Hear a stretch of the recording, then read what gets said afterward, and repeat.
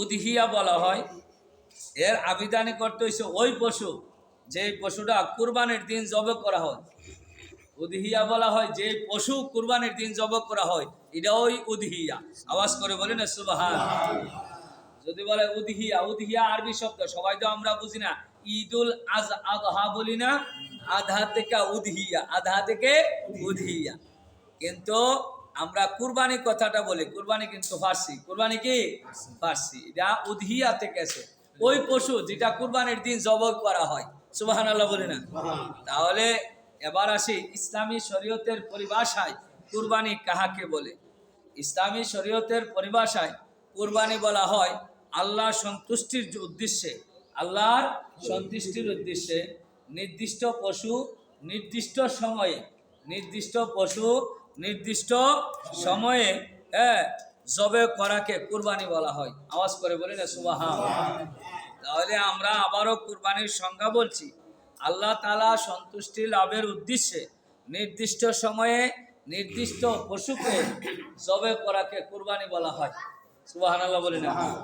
তো আসলে এই কুরবানি কিন্তু যুগ যুগ ধরে, শুধু এই কুরবানি ইব্রাহিম আলাইহিস সালাতু ওয়াস সালামের উপরই এই পরীক্ষা নেওয়া হয় নাই, এটা কিন্তু সকল উম্মতের উপরই এই কুরবানি ছিল। আওয়াজ করে বলি না সুবহান।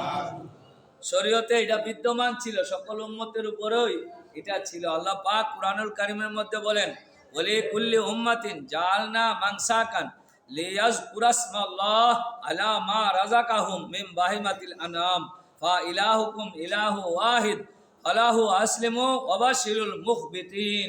আওয়াজ করে বলেন সুবহান। মহান আল্লাহ পাক বলছেন, ওয়ালি কুল্লি উম্মাতিন জাআলনা মানসাকান, এবং প্রত্যেক উম্মতের জন্যই আমি একটা কুরবানি নির্ধারিত করছি, প্রত্যেক উম্মতের জন্য। সুবহানাল্লাহ বলেন।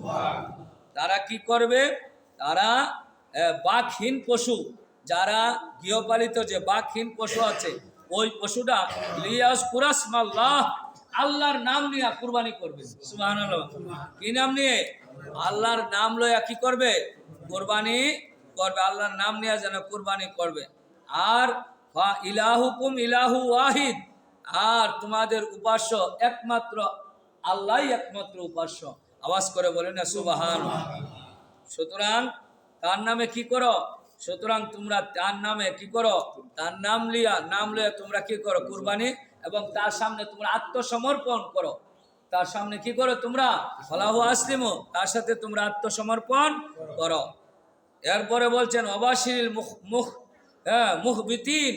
আমার আল্লাহ পাক রব্বুল আলামিন বলেন, ইয়া রাসূলুল্লাহ, ইয়া হাবিবাল্লাহ, নবী গো, আপনি তাদেরকে সুসংবাদ দেন যারা বিনীত, যারা নত হয়, নম্রতা ভদ্রতা আনুগত্যশীল আছে, নুয়া জায়গা বিনীত হয়ে যায়, নিজের গর্দান ঝুঁকাই দেয়, তাদের প্রতি কি তাদেরকে আপনি সুসংবাদ দেয়া দেন। সুবহানাল্লাহ বলেন।